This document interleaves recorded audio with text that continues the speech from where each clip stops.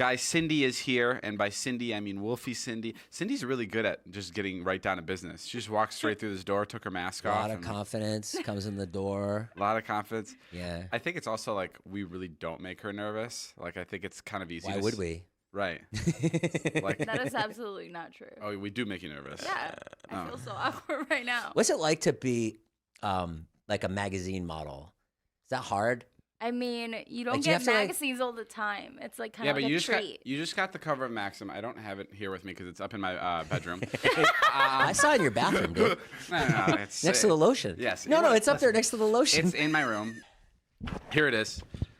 Like when you go to buy these magazines, do you like make a big fuss out of it at the store? Because I know if I was posing like this on a boat. This was actually my first magazine that I went in to buy because my mom literally makes sure she has 30 every time I'm in a magazine cover. I wouldn't roll my eyes at this. If my daughter was doing this, I'd have 3,000 of these. This is fucking insane. No, but like my mom has so many, and then people come over, and I just have all these like magazines of myself. I'm like, oh my god, I literally look insane. Does the person recognize you when you're buying it, or they probably They don't? did for that. They were Really? like, oh wait, that's you. But I was kind of trying. I kind of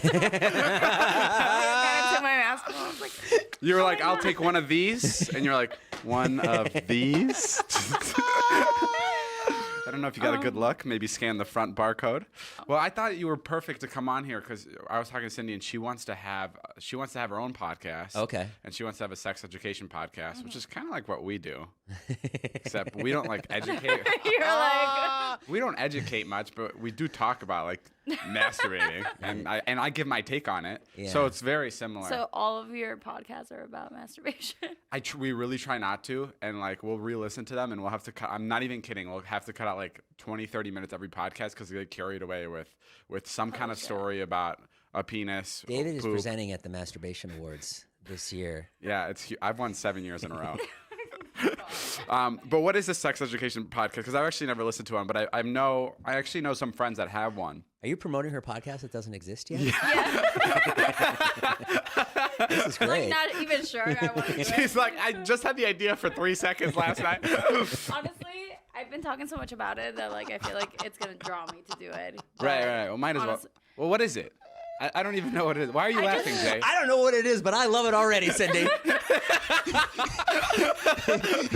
This girl is so pretty that she pitched David a show that doesn't exist, and he was like, "Yeah, come on and promote it." You know how many people try to get on this podcast to promote stuff? Big people on and try to get on promote this it. podcast to promote stuff. David goes, "Nah, I'm not interested." I know that you may not be starting this I podcast. will probably not do it. Right.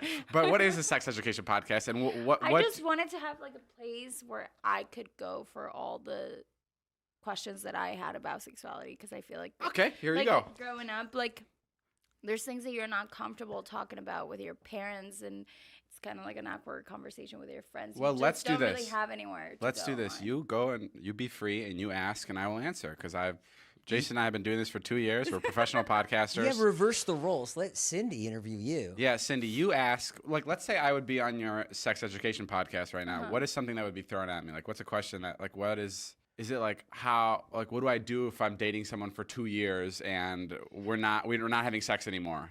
Do that. You be a caller. Okay. Like that question, and then have Cindy answer. I'll be a caller. Ring, ring. Be like, "Hey, this is Sex with Cindy. You're on the line." Oh, that's pretty good. Oh wow. Cindy's like, this is amazing. Would you guys like to produce? Okay. Ring, ring. Hi, this is Sex with Cindy, who's on the phone. Hi, my name is Refugio, and I'm calling from Eastern Europe. David, is that you? Yes, it's David. So I've been dating this girl for about a year and a half now, and it started off amazing, and we were having great sex. But I just feel like kind of the magic is gone, and we haven't been doing it as much. And she always tells me that she's tired, not tonight. And I don't blame her. I'm not good at sex. It gets like really. It is David. Thought so. I'm not. But what do I do to spice it up, or how do I keep it alive in the bedroom? I mean, I think it would be as simple as asking her. Oh. Oh. Okay. Thank you. I'll see you later. What about people that are waiting to have sex till marriage? That always stresses me out because I think there are people that have, like, you're not compatible with.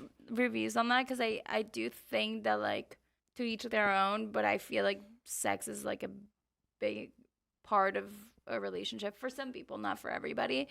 And I feel like you need to experiment and find out what you like before you tie yourself down to a person. But then again, like, do people even get married anymore? Like, do marriages even last? You know, it just made me think, like, what she's saying is, like, right on the money, but I've never seen anyone say that.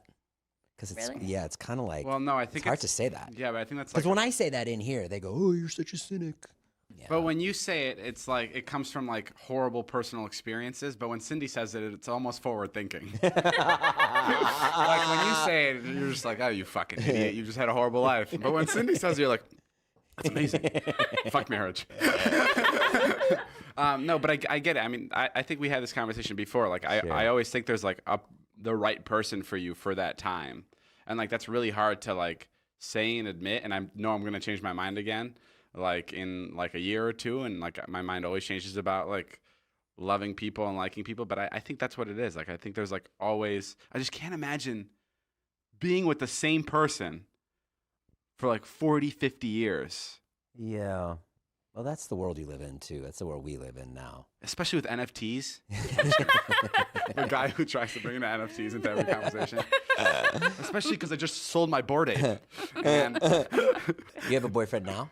No, I just got out of a year-long relationship. What happened? Somebody. Honestly, he was a narcissist, so. And now you're hanging out with David? She has a type. Familiar. You guys are a good pair, like friendship-wise. Really? Yeah, because you say, you know, he's kooky and you pronounce words funny sometimes. Yo, yesterday we were in the hot tub and she kept going like, "I can't believe I'm in this bathtub." And I'm like, "Cindy, this is a hot tub." You said bathtub like, just now. Well, because I was saying what you were saying. No. Yes. Yeah. And I'm like, "Cindy, this is a hot tub." And she goes, "I'm from Spain." And I'm like, "What the fuck does that have to do with anything?" Wow. Question: do you think I'm gonna be a good dad? Yeah, I think you'll be a really great dad. I Really? think you would probably be the coolest dad ever. Yeah, that could probably... Why are you flipping me off? When did I ever say you wouldn't be a good dad? I just wanted to flip off the only dad in the room just to be like, I beat That's you. probably honestly what could save you. Dude, I want a kid so bad. I want one now. Okay, well, go make a kid. Oh my God. Can you guys give me a couple minutes? It's not going to work, just you, pal. Really? Yeah. Even if I go really fast? Isn't it all about friction? Creates No, a baby. Iron Man, it's not. Thanks for coming on, Cindy. We'll be looking forward to that sex podcast in a couple years. Glad we could give it a plug a decade early. So when it comes out, people are really ready for it. It's sad because they really won't even come. Hey, that should be your tagline. It's sad because it won't really come. There's your sex podcast tagline. And we'll see you guys soon. My name is Jeff.